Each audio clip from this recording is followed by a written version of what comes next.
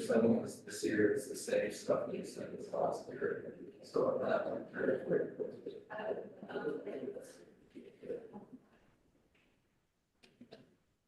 Well, the numbers just got Okay. All right, welcome to the Older Vermonters Caucus. Thanks for being here today.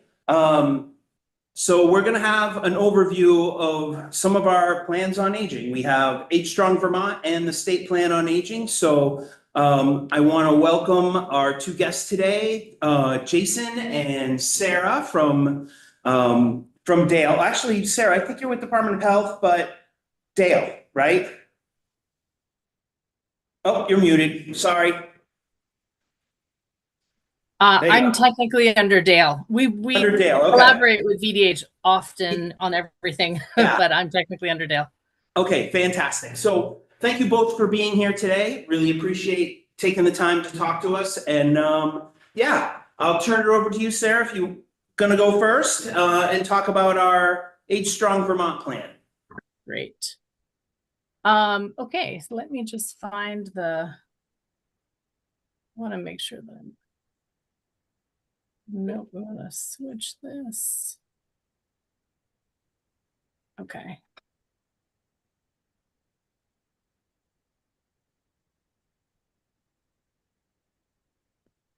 Is it working?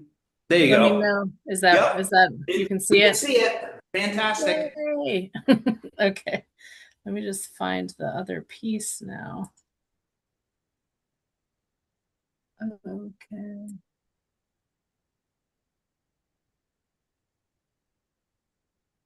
Fun with technology. I know, sometimes. Okay, I think I'm gonna have to do this the other way. I think I'm gonna have to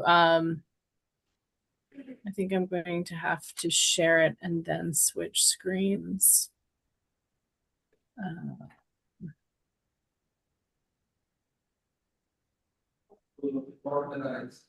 Yeah, it up there for a second.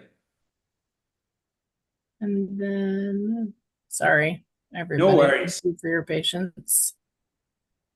Let's see. Yep. Okay. Go here. And then. How's that? Perfect. We can see it. Yay. Okay. Thank you for joining us today. I think that this is very important. You know, we really appreciate Dan inviting us, and the Older Vermonters Caucus, in my opinion, is an incredibly important caucus because 1 in 3 Vermonters are now 60 or older. I keep reading literature that we've written that says we're the second oldest state, but I don't know if that's true anymore. I think we might be in first. So Age Strong Vermont, throughout the first 2 years since the plan's release in 2024, in February 2024, around the state agencies and organizations, state and non-state, have come together. Sorry, for some reason There you go. Can you see it now, the second page? Yes, we can. Okay, great. Yeah. I'm sorry, I'm not sure what's happening on my end. So I'm not sure how many people on the call are familiar with the plan. I don't want to go into too many details, iterating things that you've heard before, but I do want to make sure that folks who haven't been privy to this information sharing before are aware that the plan has 7 goal areas, and infrastructure for the future has 3 sub-goal areas: housing, transportation, and community design. And so one of the things that is really important to think about is just that this is a multi-sector plan on aging, and therefore there is not one entity or one person that can bring it all together. It really takes a village, and the entire village is Vermont. So I think that's important to capture, so that people understand that when the legislature wrote the Older Vermonters Act, and called on the health and aging departments to create a plan, the plan itself really calls on all Vermonters to be involved, because that is what is necessary. It's a bit of a stone soup. I don't know if you know the stone soup story, but essentially, this guy goes into a village and he has a stone and he says, I'm going to make stone soup. And all the villagers are very interested to find out what the stone soup is. And he goes to, one house and he's like, oh, it's a great stone soup. I just need a carrot. Do you have a carrot?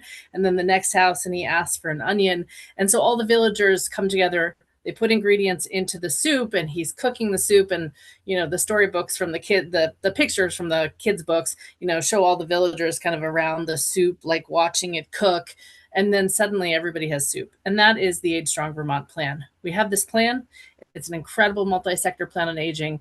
But, the Department of Health isn't going to be able to address all of the strategies, for example, that have to do with housing or transportation. The Agency of Transportation isn't going to be able to address everything to do with housing or community design or healthcare affordability. And so it really takes everyone coming together and recognizing that these strategies exist and seeing how they can contribute together.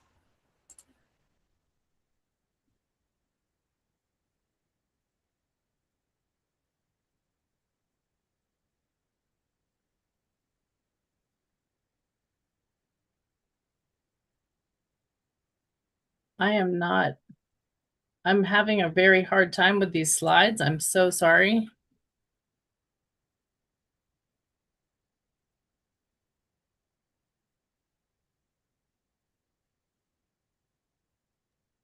Yeah, we're still on the second slide. Yeah, I just don't know what's happening here. And now I'm not presenting, correct? No, you are not.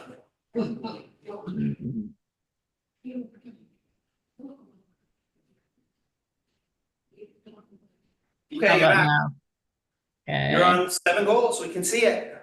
Yay. Okay. First goal, affordable aging. So we lay out in each of the slides, we lay out the primary objectives of each goal. And then the 2024 accomplishments, which you can find in the Age Strong Vermont Year 1 report. And then the 2025 accomplishments, this is not all of them. The actual report will be out soon. It's significantly longer because there is a lot of really amazing work that has been done around the state. And so then there are accomplishments, everything from, I think that this is a really good example of how it takes many people across different agencies and across different sectors, private and public, to come together to do this work. So here you've got the Central Vermont Council on Aging, Vermont Saves, which is a program from the Treasurer's Office, DEVA, ADS, ESD, and the Building and General Services staff. So all of these folks are working together to, they're all working on projects that align with the Age Strong Vermont plan. Healthy aging for all, again, the primary objectives here, and then the accomplishments from 2024. 2025 accomplishments are here. So we've seen an increase in activities at some organizations across the state. We would like to see more of that, and we are working with folks to support that.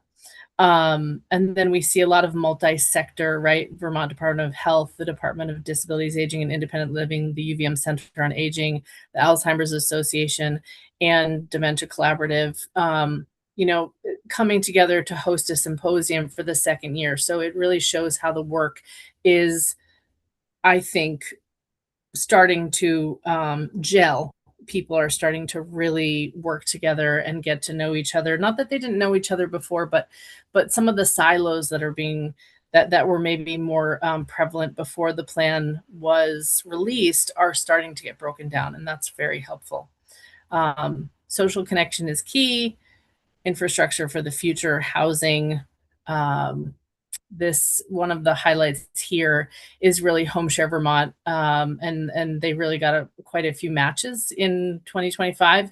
And we do need thousands and thousands of units of housing by 2030, but I think it's really important to understand that this type of work really supports Vermonters who otherwise might not have other options. And right now, I can just say I read something from a shelter in one of the larger cities in Vermont that started tracking the ages of their older of people of residents who are coming in to use the shelter, an overnight shelter, and they had more than 50 people over the age of 55 in 2025. So, you know, every single place where we can help people find housing is really important. Transportation, infrastructure for the future. Another piece of infrastructure for the future is transportation. We've seen people from AARP get together as volunteers and complete walk audits.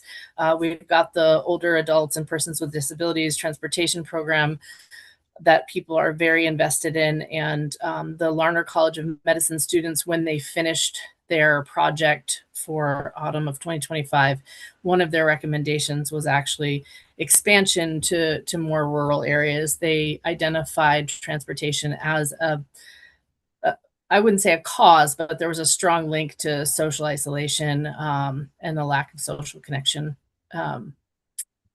Infrastructure for the future community design.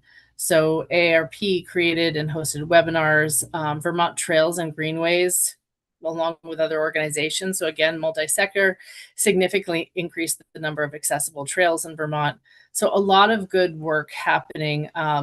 Something I really want to highlight is the Department of Housing and Community Design held the Reimagining Rural Capacity Summit. And I think that their work, the Vermont Evaluation of Rural to Technical Assistance, the VERTA project, their work really ties into a lot of the goals within Age Strong Vermont, because it really tackles addressing the needs of people in more rural communities, and over 60% of Vermonters live in rural communities. So that's really important for us to be looking at. Valuing family care partners in 2025, again, a host of accomplishments. There are many more that you'll read when the 2025 annual report comes out. But again, I think it's really good to see all of this work happening around the state. The fight for justice. So APS provided case management training, and the Vermont Attorney General's Consumer Assistance Program and the Department of Financial Regulation actually sent representatives to the South Burlington Library in November, and they did a scams prevention training. It's actually available online if you Google, I think, South Burlington. If you search South Burlington Library Scams Prevention Training November 2025, it was recorded and it's quite good. And then strengthening systems of support. So Dale launched a direct care workforce marketing and recruitment campaign. The social connection map, we updated that along with just a really great team member. I can't remember. Jason, do you remember what the name of that department is? The cartographers that are working on those projects? I do not. Sorry to put you on the spot like that. Yeah. I don't either, but they're great. They're also within the state of Vermont system, and they've been helping us update the map. We're going to do more updates to the social connection map now in 2026. And then VANC, the Vermont Aging Network Consortium, was awarded a federal grant to update Vermont's No Wrong Door, older Vermonters helpline and information systems network infrastructure. I think that grant was around $450,000. So a good sized grant. They're doing a lot of work. VANC is doing some incredible work.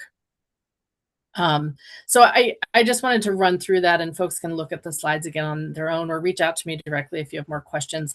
I think you'll just get more information when the annual report is published, but I wanted to run through those things to highlight that every single aspect of the plan is being worked on, either by partners that are directly involved in Age Strong Vermont's work, or there are folks that we've identified who are doing work that really aligns with the plan. And so we've started to reach out to them. We want folks to know about the plan and know that their work is in alignment with the Age Strong Vermont plan. Here's just a 2-year overview, little project management, overview of what was done in 2025 and what we're still working on in 2026. We have a steering committee, subcommittee, and a housing action work group. We received a grant from the Vermont Community Foundation, and that is helping move along the work with the 8 Strong Vermont Summit, which will be happening on June 8th in Montpelier. And then we're also going to be going into communities and presenting rural toolkits that are on multi-sector plan on aging work. And I met with some folks from some of the villages, communities around Vermont, and I'm very interested in working, kind of pulling some of the type of work that they do into the rural toolkits, so that we can really help communities have tangible resources and tangible tools that they can use to do this work locally without folks having to recreate things. Because if you're in Castleton or you're in East Burke, there might be things that the other community has that could be helpful to you. And it's a matter of having a place to know about those things and being able to pull those things together so that people don't have to reinvent the wheel, so that people can be efficient and really move the work itself forward. We're also working on a resource guide that is about services that older Vermonters would find helpful. And separately from that, we're working on a retirement guide to help people before retirement and after they retire, but hopefully we get it out to folks before they retire, to get folks thinking about retirement and thinking about what that adjustment is like and what they might need. I've had a lot of feedback on that, so that's been really positive. And then the 8 Strong Vermont Learning Series, that was initially open to AHS staff. And now this year we will open it up to state of Vermont staff. So a wider group of folks. This is just kind of what I went through already, but in a chart form. And then these are the activities that we really are focused on this year. Possibly a second public health project. The housing action work group, moving the housing strategies forward. Those that we identify can be moved forward more immediately. The MPA workshops, so that's the multi-sector plan on aging rural toolkit workshops. The summit that will be held in June. The learning series, which will start later this year and probably actually go through the new year. And then this resource guide and game from the that is supported by the Vermont Community Foundation funding. The annual report survey feedback. So we got a good amount of feedback. I hope that in coming years we can get more. I think that the more feedback we receive, the more robust we can make the report, and it allows us to see where work is being done and where there are gaps and opportunities. But these are just some direct feedback from respondents. So long-term care financing, current strategies primarily rely on Medicaid reimbursement rates. And these aren't our words, this is what folks told us. For long-term care to be sustainable, accessible options for all Vermonters, we need a reliable funding mechanism. Mobility strategies, so include specific mobility strategies in future versions of the plan. And we are talking about updating the plan, I'll say, in year 3. Community and social supports for persons exiting houselessness. So partnering with stakeholders to create a program of wraparound support for persons who are exiting homelessness and houselessness. Replicate what works. That was a strong, I would say I've had a lot of feedback about let's replicate what works for a small state. And when it comes to having limited resources, it's really great if we can pool our ideas and not reinvent the wheel, but just, take what works. So programs like CITER that really unlock a lot of our rural communities, if those were replicated in other places, but and I think some of that has to do with awareness. So people need to know that these things exist in order for them to replicate them. And so to me, that has that's part of the access conversation, right? So access is awareness. So, we hear about people not reaching out for services early enough. And so some of that may have to do with raising awareness about thinking about aging, maybe when we're in our 40s, right? And starting to really think about what am I going to need, when we're in our 40s and 50s. And so that when we get to a place where we need those things, we're ready to ask for them or ask for guidance on them. Knowing access is knowing about the existence of resources. I've heard people say, well, there are just no adult day centers. And that's not true. We do need more adult day centers, but we have some great adult day centers around the state. And so it's really important that people know that those exist, right? So that's resource existence, asking for guidance. So I think it's important. Vermonters are very resilient, and we really want to do it ourselves, right? We really want to be independent, and one of the ways that we can remain independent is making sure that we ask for guidance. And I think again, starting to learn that at a younger age could be helpful for a lot of us. I'll say that about my generation. And then don't go it alone, because you don't have to. There are a lot of services and a lot of support mechanisms in place. And so it's a lot of times, it's not that it's not there, but it's that people have to ask or know where to ask. So in terms of what's up for 2026, I think the big things are going to be the resource guide, the retirement guide, the Age Strong Vermont Summit on June 8th, and then the outreach for the multi-sector plans on aging. So I'm open for questions. Yeah, great. Thank you so much. I really appreciate you bringing up the GA housing and people that are unhoused. That's something that we're working on in the Human Services Committee. And then also this week is our APS. We have a small technical update for the APS bill this week in committee. So appreciate those two items coming up. Just wanted to recognize that Representative Morrow is here, and our Lieutenant Governor, John Rogers. So, great to have you both. Appreciate you coming to the caucus today. Yeah, it's a great presentation. Yeah, I don't know if anyone has any questions. This is good to it's good because this plan really ties in all parts of our state government and how people can live here in Vermont and age in Vermont. And let me know when the feedback, you said you're going to be taking some feedback coming up. And I can help spread the word here with my colleagues, and hopefully we can get some good feedback for you.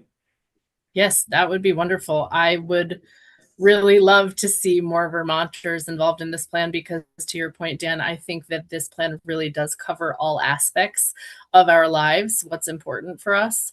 And as we age, it's really important to have those supports in place and have people invested. Yeah, and I see Molly's got her hand up. Yeah. Hello. Hi, I'm Molly Dugan with Cathedral Square. Sarah, thank you for the presentation, and Representative Noyes, thank you for bringing this caucus together. I just had a couple of questions, Sarah. One, you mentioned that there's an annual report that's going to be coming out. Do you have a sense of when we should expect that? I would say that it should be in the next week. We're really just in the final stages of having it reviewed. It's quite long. It's twice as long as last year's report. And so it really isn't a typical annual report, because I see it as a really great opportunity for all kinds of people around the state to look to what's happening around Vermont related to those themes, related to housing, related to infrastructure, related to healthcare, related to affordability, and see what Vermont businesses and Vermont organizations and state agencies are doing under the auspices of the plan. And so that's why it's so long. But I think it's a really good tool, and I hope it'll be out in about the next week. Okay. And then one more thing, you mentioned in your presentation under some of the 2025 results under the housing part of the infrastructure. Yep. You mentioned different milestones there. And I just wanted to note that, there has been, because I didn't see this particularly listed, but the age-specific housing that has been created with Vermont Housing Conservation Board funding and lots of other sources is something to be considered. I think you should consider adding because there definitely has been new age-specific housing created. And additionally, and very importantly, preserved. So I know Cathedral Square, we have been working on preservation of one of our largest older adult housing in Essex, with some capital improvements that are needed. And so that's another thing that's been supported through state funding as well as many other sources. So I think that would be a good thing to add in there is the number of age-specific housing units that have been created, preserved.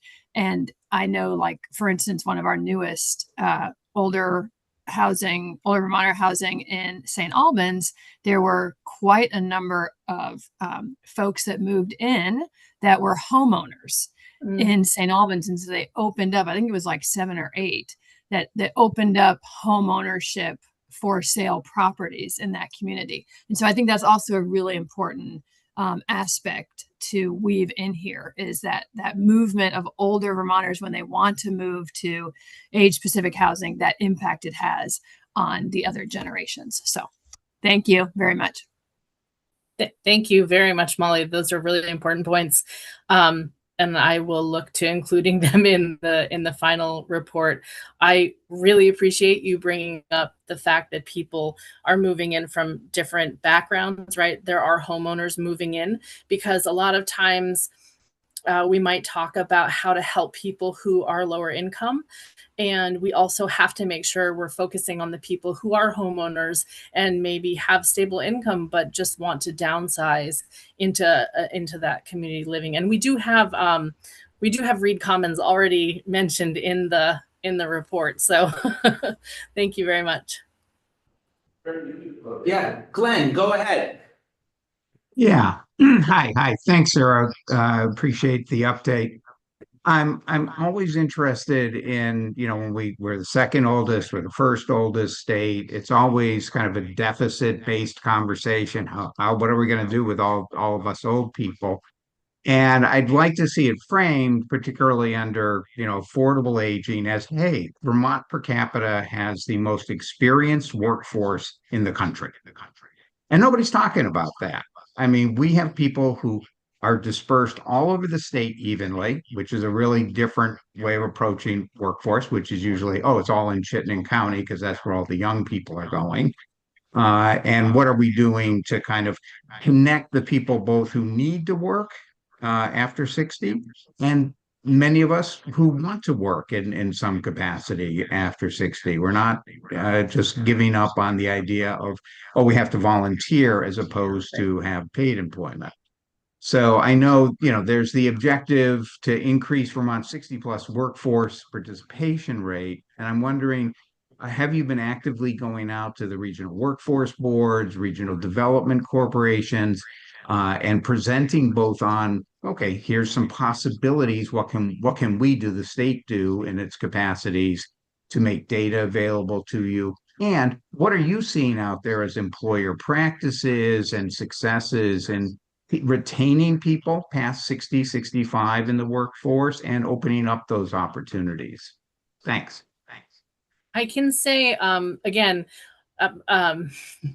it's interesting to be, trying to just look at all these different sectors simultaneously. I do know that hireability works on some of those topics, Glenn. I know that they have community outreach. I believe that when I was speaking with them, they told me they had worked with over 1,100 employers in Vermont in 2025 with over 3,000 jobs that applied to the folks that they work with. And hireability works with people with disabilities, but often that also includes older adults. And then there are workforce development more workforce development opportunities. But yes, I think to your point, it's really important, again, to get this information out there, right? Because access is awareness. So thank you. I really appreciate the framing. Absolutely. That is, framing it as we're the most experienced state in the nation is, I'm probably going to use that phrase, if you don't mind. Yeah, I wrote that down as well, Glenn. I love that. Most experienced workforce. I like that. So thank you. Yeah. Honor. Hi, thank you so much, Sarah, for this great update and presentation on Age Strong Vermont. And I'm with Hunger Free Vermont, and I know that reducing food insecurity, creating greater food security for older Vermonters is part of the Age Strong plan. And I'm just curious if you've got kind of anything specific to share about efforts in that. And I think we could take this offline and out of this meeting, but at some point I think we should definitely connect about this and think about how we could partner. It's great to meet you, North. Thank you very much for introducing yourself. And I agree. I'd love to meet offline and talk about opportunities. We do have some information in the annual report just about, for example, what capstone agencies have been doing around food insecurity. I know that earlier last year there was a food shelf up in Derby, I think, that closed, that was serving around 700 people per month. So I'm not sure what happened to the folks up there, but those are the types of issues that this plan, I think, well coordinated efforts by multiple sectors can really help address these issues. And we do speak to that in the plan, but there's also a lot more to be done, for sure. Thank you. Yeah, I appreciate you flagging that. Definitely food security is important as we see a lot more individuals reaching out to food shelves and to our Meals on Wheels and congregate meals. So yeah, thank you. All right, any other questions on Age Strong? Looking forward to seeing that report as soon as it's out. I'll make sure I tag it to one of my emails going out about the caucus so that people can take a look at it. So thank you. Why don't I turn it over to you, Jason? Thanks for being here today. Yeah, thank you. So I will try to share my screen via Zoom. Yeah, no worries. Usually a Teams man, so let's see if this works out. Let's see.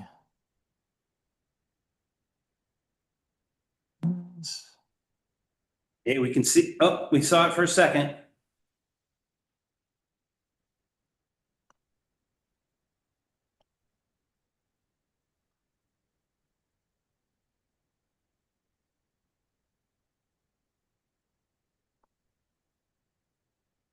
Okay, maybe getting close, started, there it is. All right, very good. Fantastic, thank you. All right, thanks, Dan. Thanks, everyone. So my name is Jason Palapita. I'm the State Unit on Aging Director with Dale. And today I'm going to provide an overview on the State Plan on Aging that I'm currently drafting to start for October 1, 2026. It's a 4-year State Plan on Aging. And the Older Americans Act requires every state to provide a State Plan on Aging. The Older Americans Act also requires that state plans incorporate all of the major Older Americans Act services. So starting at the top here, we have case management, information referral assistance, and transportation. So case management and information referral assistance are services that are provided directly by Vermont's area agencies on aging. And transportation, funding for transportation services is partly provided by the area agencies on aging. They provide OAA funding to many of Vermont's transportation providers, and this helps transportation providers, gives them a bit of a boost to support older adults to get to places they need to go. Nutrition services. I'm sure you're all aware of congregate meals that are provided at senior centers and meal sites. I'm sure you're also all aware of home delivered meals, aka Meals on Wheels. And then we have nutrition education and nutrition counseling. So nutrition education refers to nutrition education group events that typically take place at senior centers and community service centers. And nutrition counseling is a one-to-one counseling service that is provided by registered dietitians that contract with the AAAs. Health promotion and disease prevention. A great example of this are evidence-based exercise programs. So for example, there are Tai Chi classes, Arthritis Foundation exercise program classes, bone builders classes that are provided at senior centers. And obviously, the main goal here is to maintain and improve the physical health of older adults. Family caregiver services includes education, counseling, support groups, and respite. Respite comes in two basic categories. We have in-home respite and out-of-home respite. In-home respite is often provided by trained volunteers, and out-of-home respite can be provided at facilities like adult day centers. And elder abuse prevention includes education, outreach, and staff training. It's important for every state plan to be informed by a needs assessment. So a statewide needs assessment was conducted in August through October of 2024. And this included a link to online surveys as well as paper surveys distributed by the AAAs. And these surveys came in two types. One targeted adults 60 and older, and another targeted unpaid family caregivers.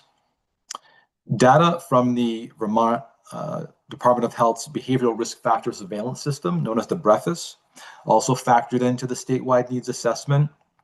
And this is an annual survey conducted by VDH, and many of the questions pertain to older adults. And results from the Age Strong Vermont focus groups and listening sessions also factored into the needs assessment. And I should add that Vermont's AAAs, their area plans also inform the state plan as well. As a result of the needs assessment, I came up with 3 goals. Every goal has objectives, strategies, performance measures, and expected outcomes. So starting here with goal 1, health, safety, and well-being. The objective at the top, improving the nutritional health status of older Vermonters. For the presentation, I wanted to highlight therapeutic meals as a strategy for this objective. So therapeutic meals include meals like diabetic friendly, renal friendly, and even differently textured meals for individuals who have difficulty chewing or swallowing. And the strategies center around supporting meal sites with providing a variety of therapeutic meals and supporting their meal site cooks with training on how best to prepare these meals. Promoting exercise. Many older adults have difficulties getting to physical locations to participate in exercise classes. So trying to figure out ways to enhance the opportunity for these individuals to participate in exercise classes virtually and at home. Reducing falls, that's a big one. So back around, I think it was like around 2017, give or take a year, a Falls Free Vermont Coalition was established. And unfortunately, when the COVID pandemic hit, this was put on hiatus. However, back in September 2024, it was reestablished with quarterly meetings. And I'm currently the chair of that coalition. And the coalition has finalized a charter. And many of the members are a part of the Aging Services Network and adjacent to the Aging Services Network. And we focus on areas like falls screening, risk assessment, falls prevention programming, and data collection. And then we have protecting against scams, exploitation, and abuse. And I wanted to focus here on public education and staff training. So Hey, for Jason, example, I'm Yes. so sorry to interrupt. I think we're still seeing objective 1.1 on nutrition. Is that correct? My screen also froze Yeah. when I was sharing just now on Teams. I'm not sure. So I have on my screen goal 1 and then number 4, protecting against scams. Can everybody see that? I think you might be on the wrong screen at your end. We're seeing an 84 page document that starts objective 1. Oh, okay. That is interesting. Okay, hang on. It's not you, it's Teams, I promise. Yeah, that is strange. Okay, hang on. Yeah, you have to select the correct screen when you share. Yes, I did that. So let me try again. I did the same thing and it just kept sharing the wrong thing and then it wouldn't let me press the button. Yeah, So let me see. This well, background side by side. Documents. Okay. Okay, can everybody Okay. see the presentation? Yep. All right. Okay. May have to jump forward a few slides.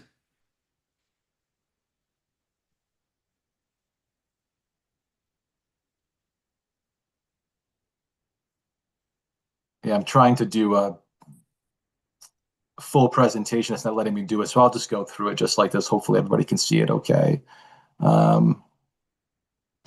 Yeah, so I was talking about this slide here, and I left off on talking about protecting against scams, exploitation, and abuse. Mm-hmm. So one of the things I wanted to highlight here for strategies is public education and staff training. So for example, Adult Protective Services provides trainings for aging services professionals on areas like how to recognize exploitation and abuse and how best to report on abuse of older adults. Goal 2, access to resources and a reliable support network. So the first objective here, family caregiver access to education and supports. And I wanted to hone in on evidence-based tools and programming. So for example, all the AAA family caregiver support staff use an evidence-based assessment called T-Care that determines the level of stress and burden for family caregivers and uses those results from that assessment, as well as some other results from this assessment, to determine the best services and resources for that caregiver. And the AAAs also provide access to an evidence-based online platform called Trualta. And caregivers could go onto this website and find best practices for self-care and best practices on care for their family members. Information referral assistance. One of the things I plan on working on with the AAAs in the near future is developing an online standardized community referral form that both aging services professionals and really any citizen can use to refer older adults that they know who they think could benefit from services and resources. Person-centered service coordination mainly pertains to AAA case managers.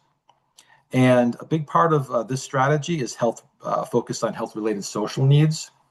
So health-related social needs include areas like food insecurity, financial challenges, and really focusing on making sure that case managers continue to work with older adults on developing goals that help them access food resources, benefits like fuel assistance and things of that nature. Community connectedness, a big one here is transportation.